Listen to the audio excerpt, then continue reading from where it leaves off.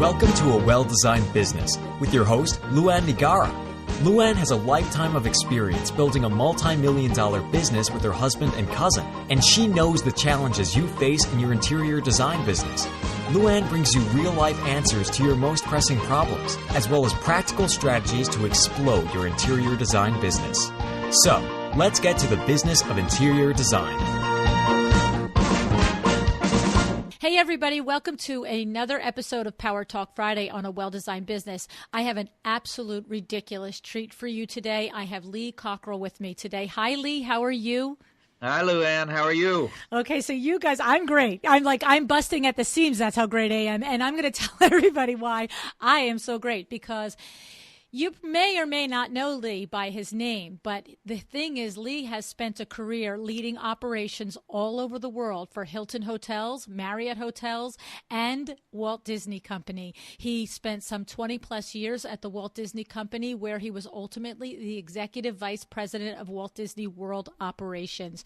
And since then, Lee has gone on to form his own company, where he shares what he has learned there, making available his breakthrough methods for becoming a better manager and a great leader. And you can hear me, I'm busting at the seams because this is my kind of topic, but I'm going to continue. Lee is also a podcaster too. He has a podcast called Creating Disney Magic, where he shares his experiences at Disney, and these experiences are shared in an effort to help us become better leaders and managers. And I just want to say here that episode number 1 of that podcast is where Lee literally goes through his entire career. It's a very interesting episode. I listened to it myself, and he starts with how he developed his philosophies and how his career really just, developed and how he became who he is. So, because I have so many things that I'd love to talk to Lee about, that I'm not going to let him go down that road because we have to get to the meat and potatoes. Okay. So in addition to this, though, he has 4 books. And these 4 books are called Creating Magic, 10 Common Sense Leadership Strategies from a Life at Disney, The Customer Rules, 39 Essential Rules for Delivering Sensational Customer Service, Time Management Magic, How to Get More Done Every Day and More from Surviving to Thriving, and his latest book is Creating Career Magic, How to Stay on Track and Create a Stellar Career. Okay, so I'm literally like beyond myself right now. So Lee, thank you for joining us. Yeah, sure. Great to be with you. Yep. So you and I said to you just a few moments ago off air that we really do align in our thoughts and our processes. I feel like a lot of our success as business owners is choosing to be and creating a situation where we've learned to become effective leaders and to be leaders who inspire. And that I just shared with you that my keynote address is called Excellence is a Decision. And I know these are the things that you always talk about too. So I'm so grateful to have you here. And I was wondering if you have a particular philosophy on the ways to set your organization apart in the eyes of not only your customers, but also your employees. And would you talk with us a little bit about the things that goes into that theory of yours? Yeah, sure. And, after 42 years, I worked for some great brands, and Hilton was great and still is. And then Mariott, I learned so much there for 17 years. And then I joined Disney, and really there's no one that does it better than Disney. And mainly I would tell you all of Disney's success is the employees, the cast members. And I can tell you the secret to success at Disney is pretty simple. We hire better than anybody. Even if you want to work there today, you got to go on the internet and answer 130 some questions about yourself before we'll even give you an interview. Wow. A lot of people don't get through that. We want to know all about you. We want to know if you have high energy. Do you have stamina? Can you be positive all day long? Do you have discipline? Are you going to be to work on time? Can we count on you? Many, many things. And then we send them over to the casting center if they get through that, and they have to watch a film about Disney expectations. We're very clear about our expectations. I think that would be the best advice I could give everybody in their whole life, in their personal and business life. Most people get in trouble because they're not clear. And you got to get to the point, got to be clear, got to tell people what your level of expectations are, and you'll be surprised when you do that. The people that can match that will stay and fill out the application, and the ones that don't like it leave, which is a good thing. Right. And so cut the dead weight, right? yeah, we make sure we get the right ones in the door first. We don't go out looking for people and then to try to make them nice. We hire nice people, and we'll make sure we do that because we think there's 3 things you got to do to be successful in life. One, you got to have skill. A lot of the jobs at Disney, we can train you, so skill's not a problem. If it's a high-level job, we might have to look harder, VP or, in finance or marketing or something. Mm-hmm. But the other 2 that we have to have 100% is the right attitude, a good positive attitude, and passion. You got to love the kind of work you do. If you don't like it, all the skill in the world is not going to help us because most of our success at Disney is we have the best attitude, and our guests tell us that. And we take care of people, and we don't try to get even with them. We don't argue with them. We don't. We just make sure they have a fabulous time. So that's the first thing we do best. And I would say also, when we make a mistake, we don't mess around. As I say, we hire slow and fire fast. And you can think about that in your business. I would say your listeners, some of them have people working for them that shouldn't be there. And they know that already. And they're not dealing with it. And I always tell people, and when you hire your relatives, it's even worse because you can't fire them. And my son told me when he was 14, he said, "Dad, you got to develop me. You can't fire me." And Smart kid. I think about that all the time. You talk about responsibility. But the second thing we do is we train better. We train you, we test you after the training, and then we enforce it. People don't run around doing whatever they want. There's one way to do things. That's a Disney way. We'll train you how to do that. We are interested in your opinions, but do not implement them before we approve them. And we are known for our consistency. Every time you come to Disney, you have the same experience, which is great. And the third thing, we create an environment and a culture where people wake up in the morning excited to come to work. And because of the way we treat them, include them, and listen to them, their opinion counts, all of those things. And we try to create a culture and an environment where every single person that works there matters and they know they matter. And we're really good at making sure we're giving a lot of appreciation, recognition, and encouragement to people. And when you put that formula together, people don't want to leave. They want to stay there. Everybody wants to matter in their life, including your guests and customers in your business and our clients. And so those are kind of 3 things we do best. And I always tell the people that the way you can remember those 3 is hire them right, train them right, and treat them right. And you'll have and I would say that's a simple key. And we hire leaders who can do that. Right. Let me ask you a question. So let's talk about hire right first, okay? So in hire right, I hear that the Disney has 130 questions to get through the door, okay, to even get through the door to have a hello and an interview. But let's relate that a little bit, if we could, to a designer who's thinking about making their first hire. Of course, it would be really swell if we could do it exactly the way Disney does, but there has to be some, sort of, when you work with the different companies that you work with that are not as big as that. So I would imagine you probably still do recommend some sort of questionnaire prior to an interview. Is that, how do you do it if you're going to relate your advice to a small firm, Lee? Absolutely. And if it's a small firm, it's even more important. Exactly. If it's going to be one person, you better make the right decision or you got a disaster on your hands. So do you suggest that are there standard sort of questions that are key questions that we would put in a pre-interview, or do we? Okay. Yeah, and here's how you have to think about it. In my book, The Customer Rules, one of the chapters talks about how to hire the right people. Okay. And I work with a lady by the name of Carol Quinn. We've been working together for about 7 years trying to get this more accurate and coming up with the right questions. Most people do not know how to interview. Most people sit there and ask a bunch of questions that don't even matter. They help the person being interviewed half the time. The people being interviewed are usually more competent than the people doing the interviewing because they've gone online. They know the kind of questions you're going to ask. They know the answers they're supposed to give. Right. And we just say to everybody, make sure you're careful that skill is not any indicator of high performance. Right. Skill is you got it. That's it. We all know a lot of people are very are very competent and they're very smart and they went to the right schools and they got the right education, but they don't perform. Right. And so I worked with Carol, and she has somebody. If any of your people are interested, she's got a book out. It's called "Don't Hire Anybody Without Me." Okay. And basically, she is. They can read that book. It's $10, and it helps you decide what questions to ask. Okay. And we come to the conclusion that you only need to come up 5-6 questions. And Carol can either help you do that, or you'll get it. She has an online course too. Okay, good. Okay, good. But every question should have an obstacle in it, because the name of the game is how do people handle obstacles. And past history of how they can explain to you how they've handled obstacles in the past is a good indicator how they're going to handle them in the future.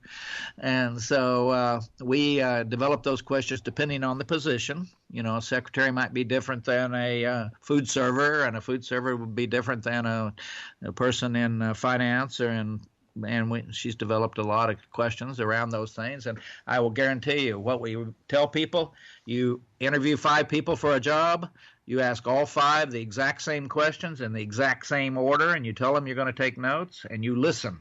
And I will tell you, it will be very clear to you which one knows how to overcome obstacles. Okay. Tell me about a time when you had a project due and you only had 24 hours and it had to be to the client on time. And tell me how you got that. How'd you deal with that? And right. Man, the people who know how to do that, they'll tell you, I did this and I stayed overnight and I got on a plane and I flew it there and and the other people will sit there and go, huh? I mean, it's That's unbelievable. not fair, right? Yeah, because people who do it, and they can tell you about it. And the people who don't do it can't explain it. And obstacles are the name of the game. That's all we have every day in our lives. Obstacles at work and home and on the road and traffic, and how do we handle them? And that's all about attitude and getting it right. And so that's one way to hire right. I mean, she can help you dramatically. I mean, if you just bought that little $10 book and read it, you would already realize how many bad hires you've made in your life. Right. Okay. So I like that. So it's called Don't Hire Anybody Without Me, and it's by Carol Quinn. So I'll put that in the show notes, and I think that's a great suggestion. So now the problem, by the way, is you're going to realize a lot of your friends and family around you are incompetent. Okay, I think that's like a therapy session, though. I don't.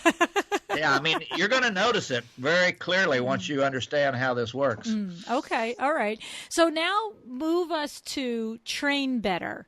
Okay, so we all think we, want to train our people. It's our goal to train them well, but Disney, I'll tell you what, Disney does it better than everybody in the whole wide world. I mean, if any one of you listening has ever been to Disney, you know darn well that every single cast member that you come across, it has been so thoroughly and well trained. Tell us a little bit about that process, Lee. Well, yeah, first of all, everybody in the company goes to a day called Traditions. They have 8 hours of understanding the company, what we're up trying to do, understanding how excited our guests are to come there, how important this is, how expensive it is for guests who've saved for years to come, bringing their kids the first time. And so I tell people, we inject the pixie dust into them to understand that you are our brand. I don't care if you clean bathrooms, you are Disney. And we make sure we hammer that into them, that when you pick up the phone, when you help a guest, when you show them where the bathroom is, everything matters. I would say that's one statement I always make. Everything matters if you want to put on a good show. And so we do a good job on that. And they go to their work area. It depends on the job. Some jobs may take 5 days of training. Some may take 2 months. Okay. And we don't practice on our guests. We don't have anybody dealing with guests until they're trained and they've passed the testing and they're kind of certified to go out and deal with guests. We don't like that program. Well, I don't know the answer because I just got here. I just started today. No. Right. It's like we don't want an airline pilot practicing on us. Okay. I like that analogy. Because he'll kill you, and a bad employee will kill your business. Isn't that something? That's a good point.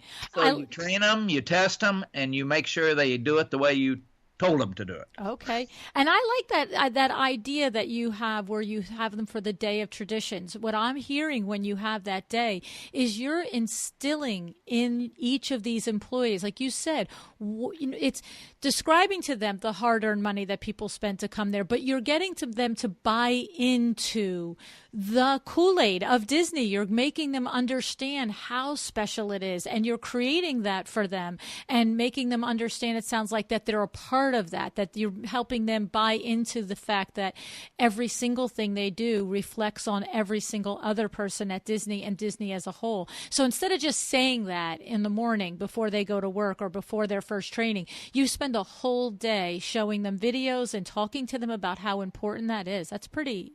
By the end of that day, they think they personally know Walt Disney. Exactly. I mean, and I can tell you in your business, I could see if I had somebody and I was an interior designer and I was hiring somebody, I would take them through a lot of stories about our clients, how particular they are. These people spend a lot of money. They want it their way. We've got to work with them. We've got to make sure we're experts.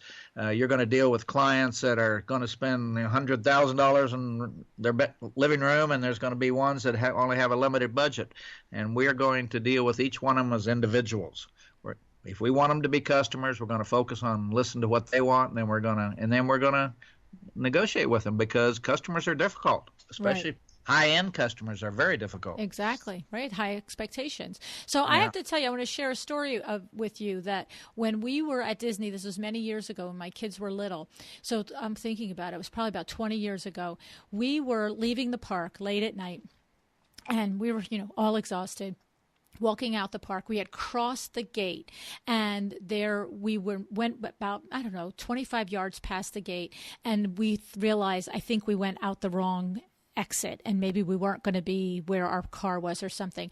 And my husband said, wait, let me go ask the person at the gate there, the ticket counter. And he walks back up, and Lee, the place was empty. There was nobody around.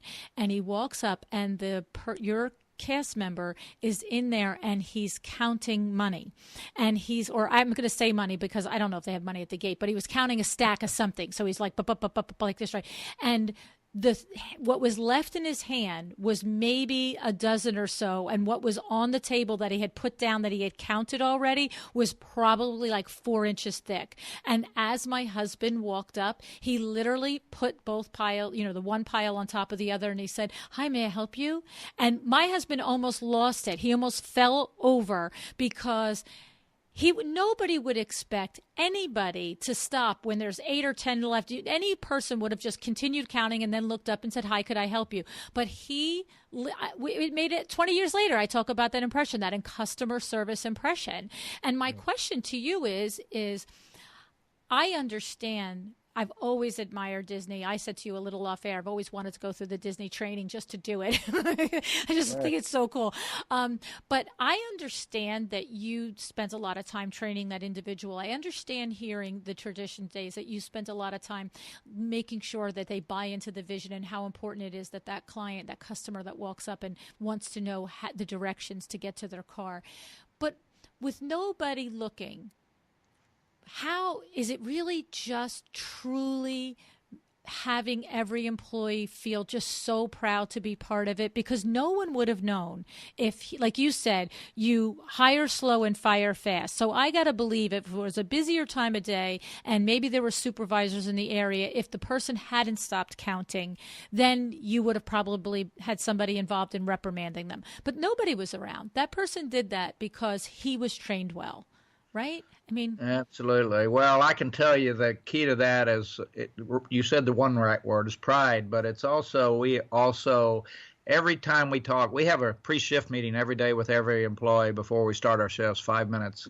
And we talk about every day to remember the customer, the guest is central to everything we do. And, when you're in doubt, go in favor of the guest. And don't, if you're at a front desk and two of you are talking and a guest is coming towards you, you stop talking and you immediately focus on the guest. You never, even, I don't know if you've ever been ignored for 5, 6, 7, 8, 9, 10 seconds. That's a long time when you're being ignored. It is. So it's just it's continually rehashed with everybody. We all do it. We all think about it.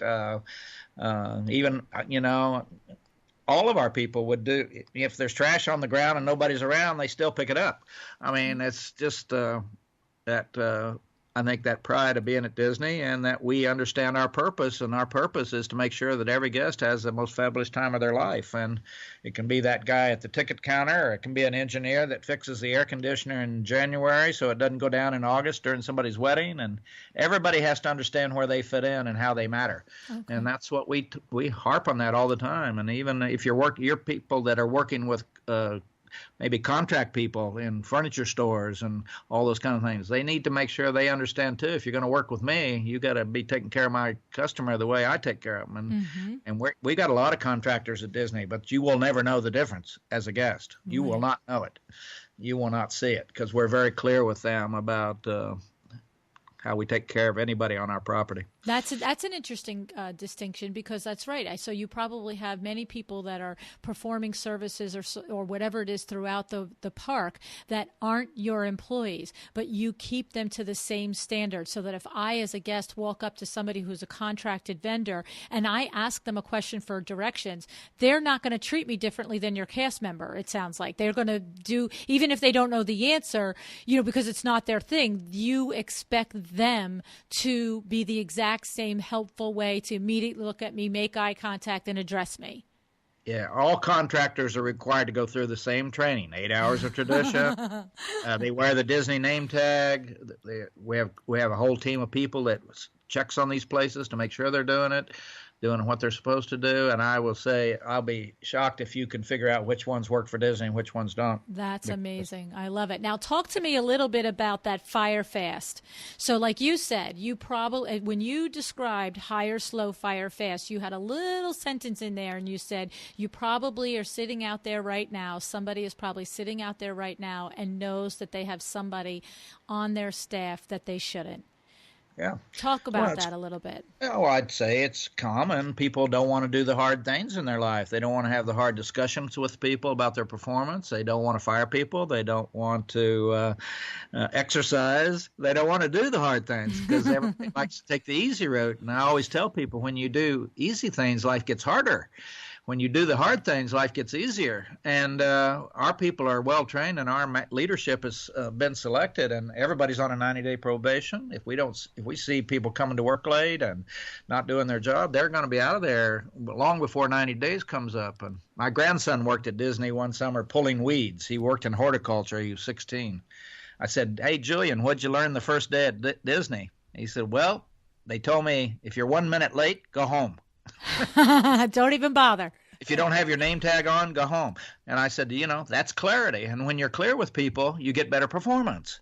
And parents can use this too. When you're clear with your kids, you get better performance. It's the truth. And so it's just the way it is. And I love it. I love it. The thing is, it's hard to do, though, Lee. I have to say to you, because I happen to be a person who practices clarity. I have my nickname in our house was Mommy Nazi, because I'm always like, these are the rules. Here's what they are. You have any questions? What do we do? Okay, great. Everybody's in agreement. Off with your day. You know what I mean?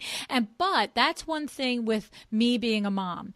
It's another thing with employees. Now, I do express clarity with my employees as well, but I have to say that in daily management, small business management, I think it's different. I mean, you can talk me out of it. I'm willing to be talked out of it. But when you are a company like Disney or Marriott and you have 10 servers that can cover a shift, and if you have to fire a person and you have to get by with 9 servers, then it's not going to be as comfortable and you're not going to be as A game, but it can happen. But if I'm a small business owner out here and I have one design assistant and I need to fire that design assistant, maybe because before I can find another, I'm in a serious detriment now. And I think that's how many small business owners end up putting up with an employee who does not have the standards that we strive for in our own company longer than we should, because it's so hard when your resources, time and money, are so much smaller that it's almost like, well, somebody is physically answering the phone, and that has to happen. So give me something that makes me and all of my friends out there say, don't settle for that. Like, you have to do the hard thing, right? Well, you're right. And I say that's why we need to back up, be careful who you hire. Because, okay, you're right. It starts with the hire. If you get really much better at hiring and asking the right questions and checking these people out, making sure you've really zeroed in on a special person, and take your time to do that, because they're going to be with you for a long time, you hope. You're right. That's a great answer. I love that. But secondly, if you're already in that situation, I would be looking for a new designer, and when I found them and was sure, and then I would have already had 3 conversations with that designer's not doing their job or coming to work late or not no attention to detail or not meeting client deadlines, and so you got two. It's kind of like you got 2 choices. You can educate them, turn them around. I tell people only change for 2 reasons: education or crisis. And, you got to decide. If you educate the person, talk to them, bring them around, put them through more training, and then they still don't do it, we call those people at Disney people who fire themselves. Right. And we don't fire them. We gave them every chance in the world, and we don't fire people easily. But if you don't do it, you fired yourself. And you may have to go out and get a contract person. You may have to pay a lot more money for 6 months until you find the right person to bring in. You might have to do a lot of things. But if you keep going down that road and letting people work for you that are not doing their job, and it's reflecting on your business and your bottom line and your customers and client satisfaction, you're just down the road, it's going to bite you. Right. And I know it's not easy. It's not easy. No, I hear you, but I think that's great advice. So what you're saying is pay careful attention to hiring first, and that is what you sold us already. And I think that I'm going to go get this book, and I'm going to get your books, by the way. But beyond that is, if you are in that situation, then get the books, figure out how to hire right, start that process, and don't leave yourself cut short. And there is also the difference. A lot of times, I mean, my husband and I and Billy, we've had many, many, many, many employees over these 30 plus years.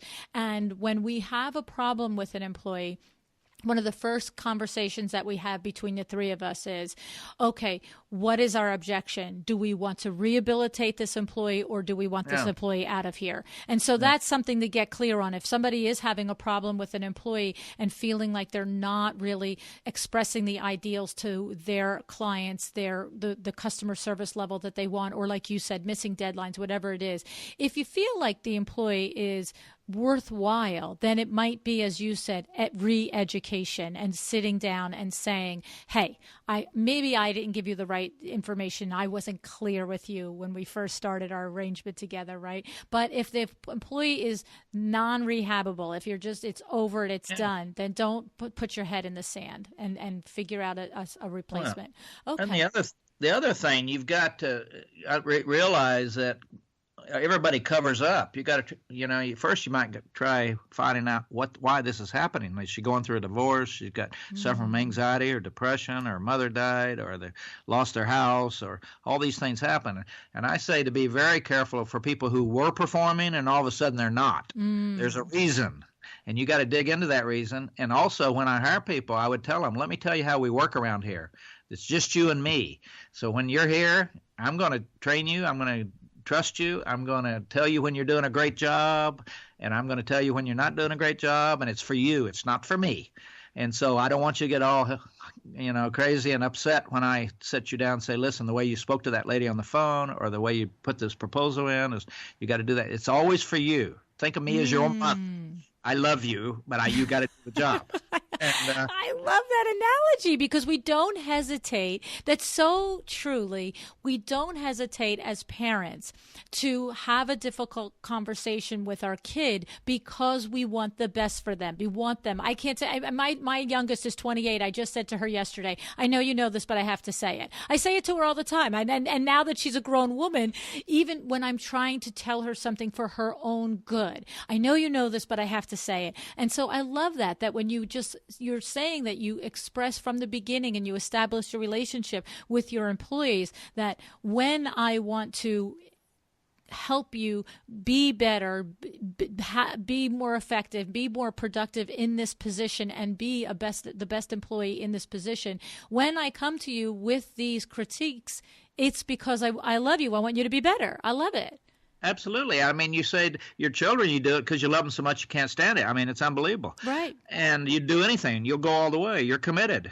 And then if you respect your employees, you'll go all the way. You're committed to them, and they need to hear. We all need to hear it. Even right. My wife doesn't score me a 10. My grandkids do. My wife gives me about a 7.5. She told me once, it'd be good if you could make a little magic around here. So, we all have opportunities, and only the way you get better is people to tell you, because we all think we're hot stuff, and we're not. Right. But the little twist in there was to set the employee up and understand that I'm not coming to you to make you feel bad or to tear you down. I'm coming to, and we know that. The thing what I'm striking me, and what my little aha in your statement is, we already know that as owners of our business, that we're coming to them in order to help them grow and be better. But so often it's perceived as a dumping on them or a criticizing them. And so there's two things: that we set it up that whenever we come to you, it's because we're helping you to be better, but then probably the framing of the conversation. It is upon us as good leaders to always frame it and present it in a way that is perceived as valuable and non-personal and so forth, right?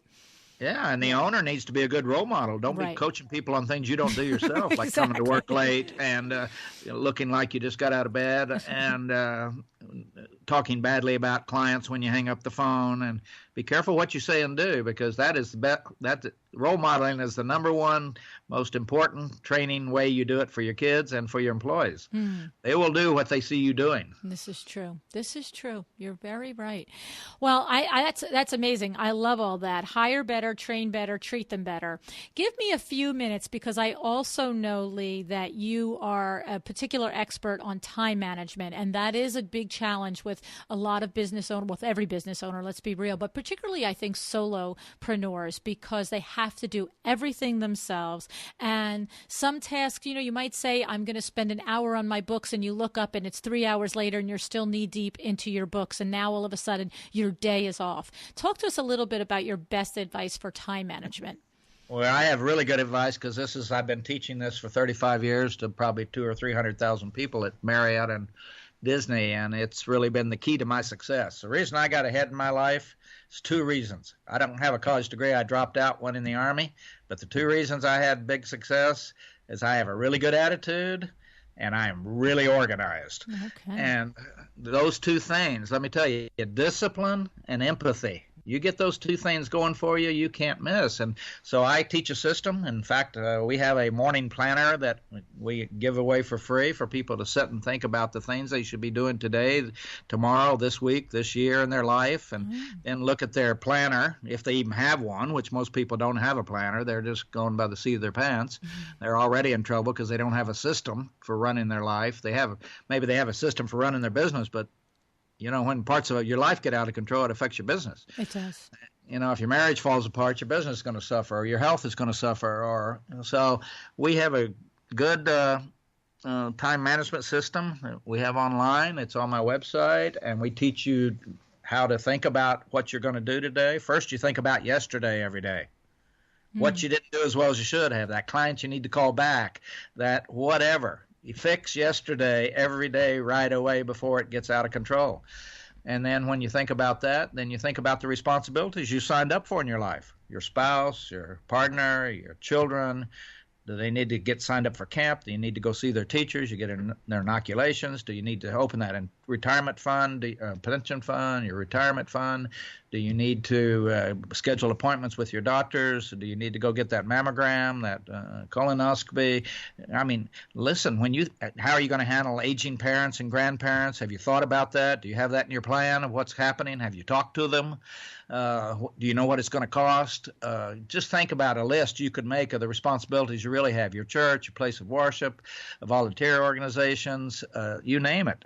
And there are many. And most people don't even know what's on the list. So all of a sudden they turn around and they're 55 years old or 60 years old and whoa, what happened here? I forgot about this and that and that and that.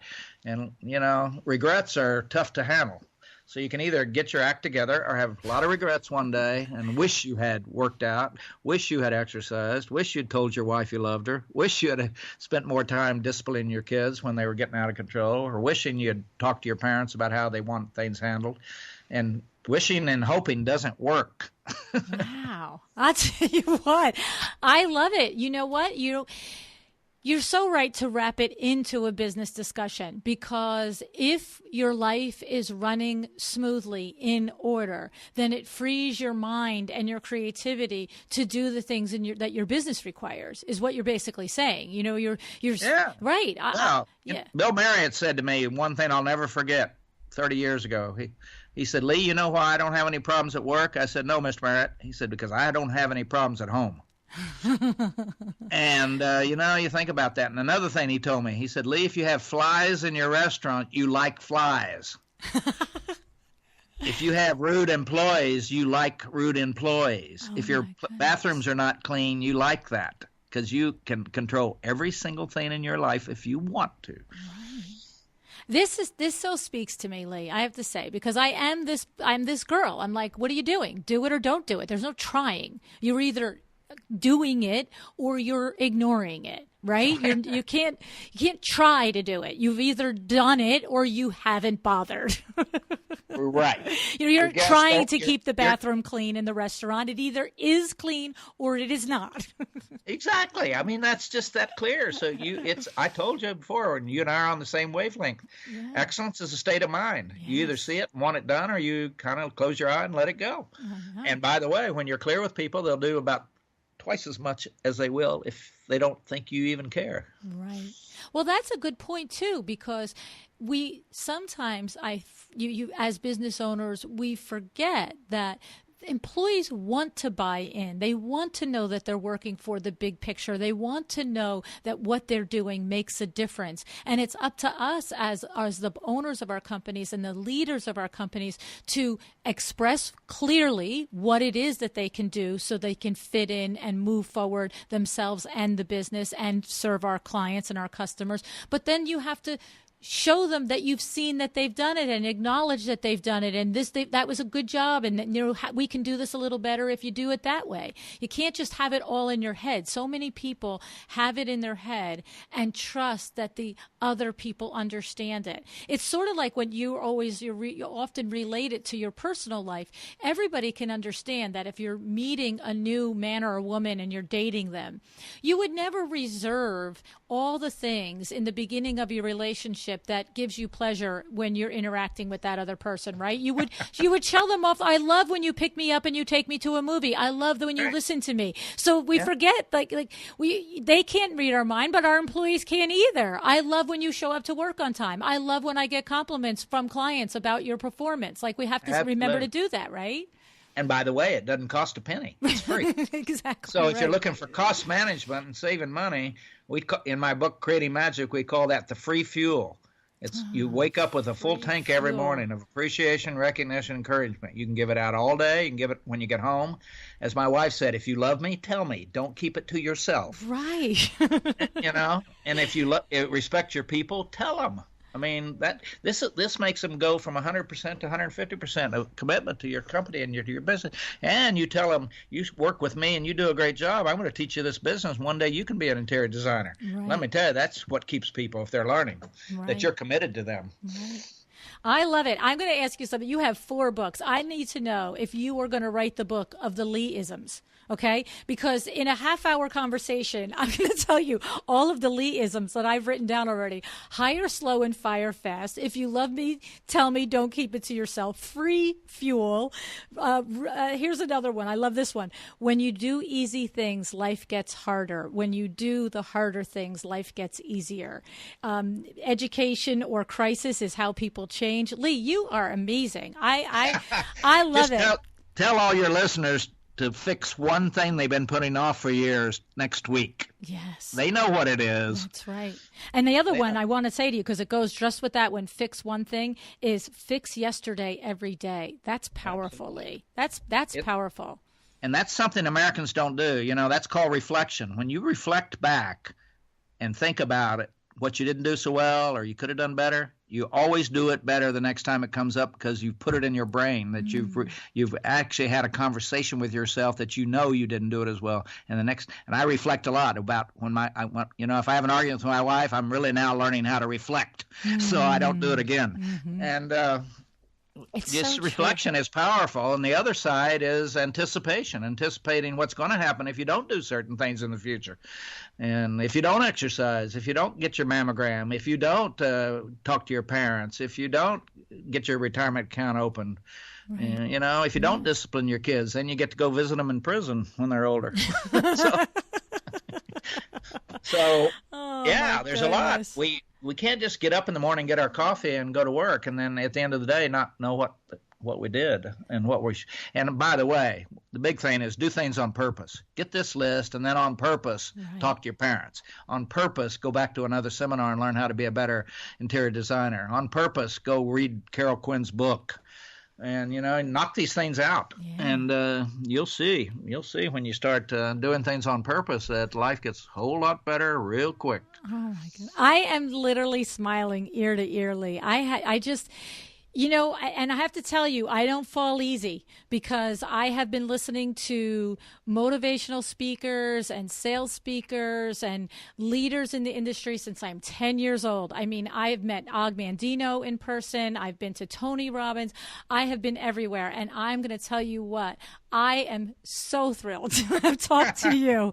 Honest to God, I'm like a fangirl now. Okay. So, well, a lot of this I know because I grew up poor on a farm. My mother was married 5 times. I've been adopted twice. I got my name Cockerel when I was 16 by husband number 4.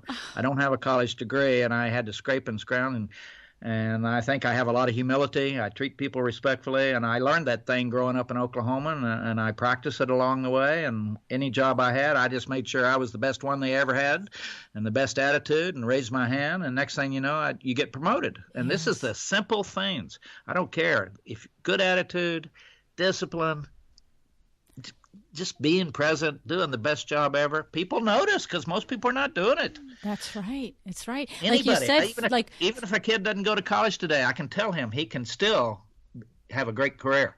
Right.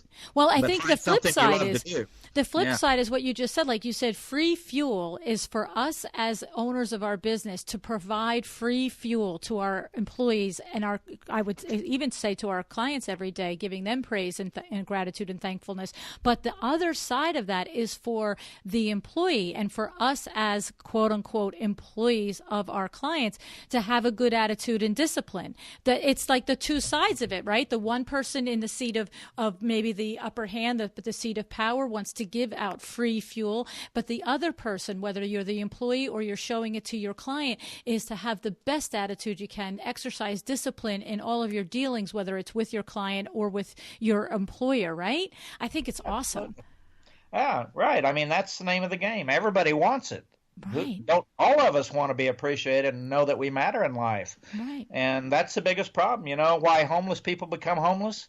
The number one reason is when the last person in their life gives up hope on them, tells them, go away, don't come back, your mother, your brother, and that's it. That's the last notch. That's right. It's people want hope, and they want to feel like they have an opportunity, and we all can do this. We know how to do it if we want to, and we just don't practice it enough. We think we're too busy running around and blah, blah, blah, and I tell you, a few seconds of that with people, they will soar. Right. Right. I mean, and I guess just really thinking about even an employee that isn't as skilled or isn't whatever to another employee, the one with a great attitude and terrific discipline is the one that you look at and go, I love this kid, right? Like, I love this kid.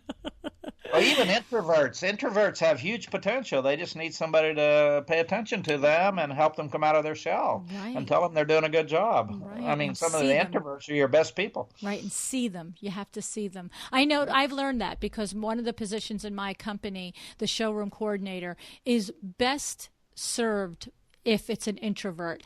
But it took me a while to understand how to see an introvert, to make sure, and it's not in the ways that extroverts want to be seen. It's extroverts are part of the group and party and la. And I've learned over the years that when the room is empty and everybody else is out of the room, then I will say something specific to my introverted employees. Just, one personal thing or one acknowledgement of something that they did, because they don't want the big high five fanfare in front of everybody, because that makes them feel uncomfortable, right? You got it. Right. That's exactly where it is. Treat people as individuals. Figure out what turns them on. And Right.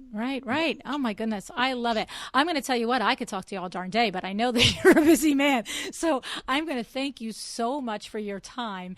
And I am really looking forward to not only picking up your books, but picking up Carol's book. And I have been listening to your podcast, and I really do value all of the wisdom that you have shared and you continue to share with everybody.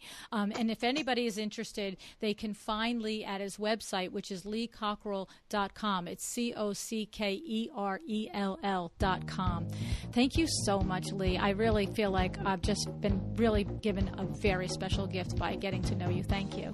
It was fun. Thanks a lot. You take care.